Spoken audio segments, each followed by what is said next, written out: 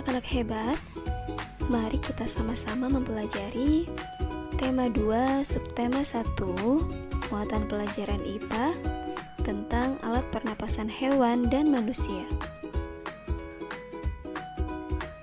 Pernapasan pada hewan. Seperti manusia, hewan juga bernapas untuk mengambil oksigen dan membuang karbon dioksida.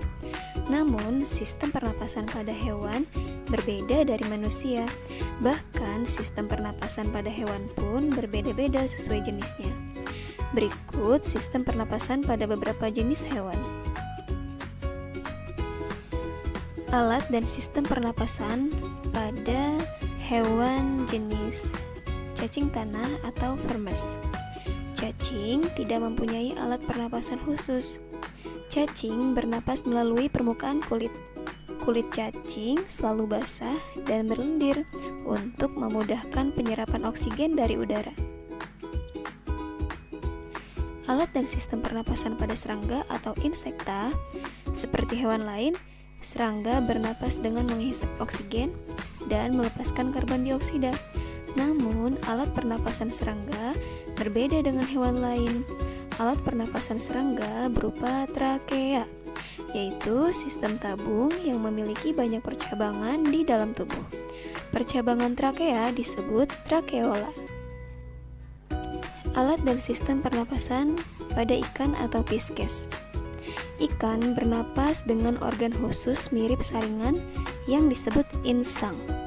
Insang berbentuk lembaran tipis berwarna merah muda dan selalu lembab. Insang juga berfungsi sebagai alat pengeluaran garam-garam dan sebagai penyaring makanan.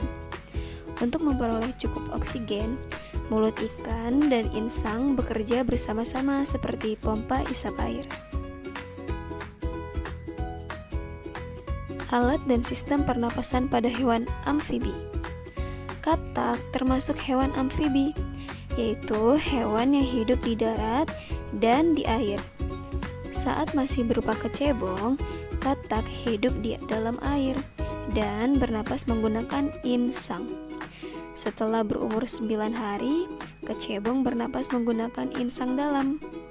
Insang dalam akan menyusut seiring mulai berfungsinya paru-paru, dan katak muda pun tumbuh menjadi katak dewasa. Katak dewasa bernapas menggunakan paru-paru dan permukaan kulit. Alat dan sistem pernapasan pada reptil. Hewan yang termasuk jenis reptil diantaranya ialah ular, kadal, cicak, buaya, juga biawak. Reptil bernapas menggunakan paru-paru.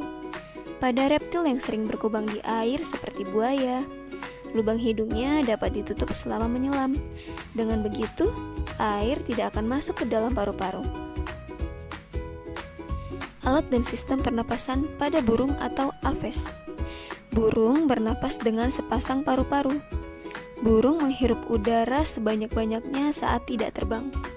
Sebaliknya, saat terbang, burung tidak menghirup udara, melainkan mengambil udara dari kantong udara. Udara dihembuskan dari kantong udara ke paru-paru. Alat dan sistem pernapasan pada mamalia. Mamalia adalah jenis hewan yang menyusui anaknya. Ada 2 jenis mamalia, yaitu mamalia darat dan mamalia air. Alat pernapasan pada mamalia adalah paru-paru. Pada mamalia air, hidungnya dilengkapi dengan katup. Saat mamalia tersebut menyelam, katup akan menutup. Sebaliknya, saat mamalia tersebut muncul ke permukaan air, katup terbuka. Saat itulah mamalia air tersebut akan menghirup oksigen serta mengeluarkan karbon dioksida dan uap air. Berikutnya merupakan sistem pernapasan pada manusia. Organ pernapasan manusia terdiri atas rongga hidung atau rongga mulut. Udara masuk melalui lubang hidung ke dalam rongga hidung. Di dalam rongga hidung terdapat rambut-rambut pendek dan tebal untuk menyaring dan menangkap kotoran yang masuk bersama udara. Selain disaring, udara yang masuk dilembabkan oleh selaput hidung. Sementara udara yang melalui rongga mulut biasanya dilakukan ketika kita sedang berenang. Berikutnya, faring. Faring berbentuk seperti tabung corong yang terletak di belakang rongga hidung dan mulut. Faring berfungsi sebagai jalan bagi udara dan makanan. Selain itu, faring juga berfungsi sebagai ruang getar untuk menghasilkan suara. Laring atau pangkal tenggorokan. Laring terdapat di antara faring dan trakea. Dinding laring tersusun dari 9 buah tulang rawan.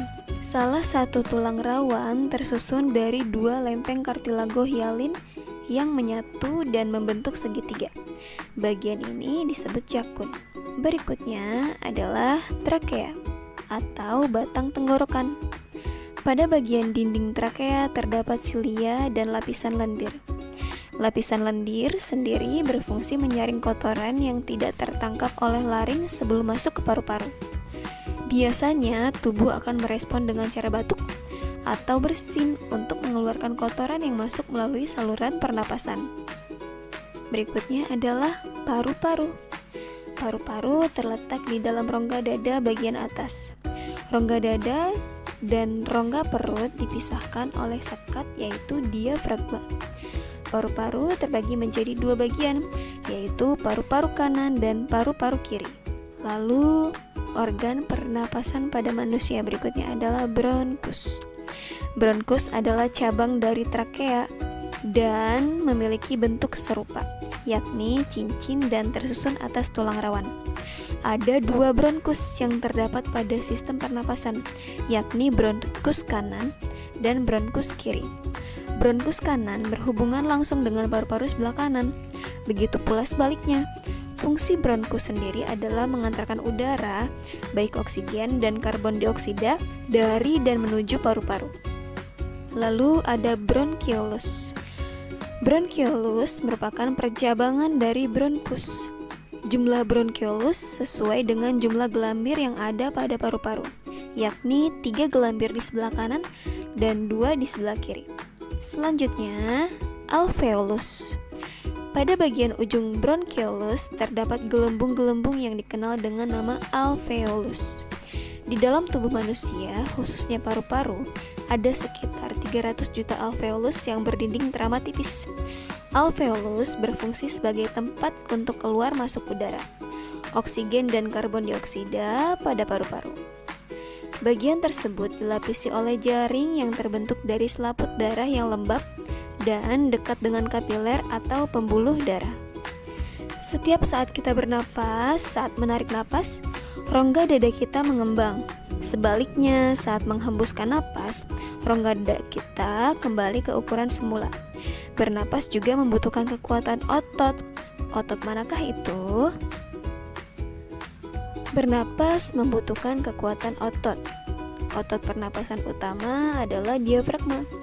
Diafragma terdapat di dalam tubuh di bagian bawah rongga dada. Diafragma berbentuk seperti kubah. Saat kita menghirup udara, diafragma akan berkontraksi menjadi lebih datar. Saat itu, paru-paru membesar untuk dapat menampung udara yang kita hirup.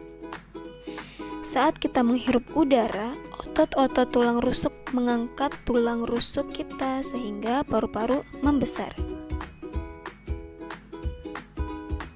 Sebaliknya, saat membuang napas, otot diafragma akan relaksasi dan otot tulang rusuk mengendur.